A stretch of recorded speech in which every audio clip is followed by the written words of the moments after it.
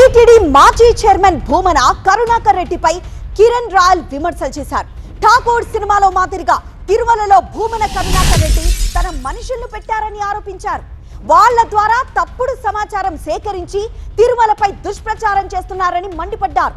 తప్పుడు ప్రచారం చేయడం ఇప్పటికైనా మానుకోవాలని హెచ్చరించారు కిరణ్ రాయల్.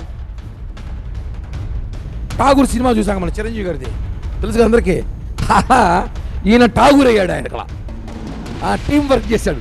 అందరూ ఒక చోట పెట్టాడు. టీటీడీలో ఒకరిని లడ్డూలో, ఒకరిని పరకామణిలో, ఒకరిని చెప్పులు కాడ, ఒకరిని అల్లిపిన టోకం కాడ, అన్ని చోట్ల పెట్టి team work, Bhumana team work. Tagore cinema లాగా నాకు అదే గుర్తొచ్చింది.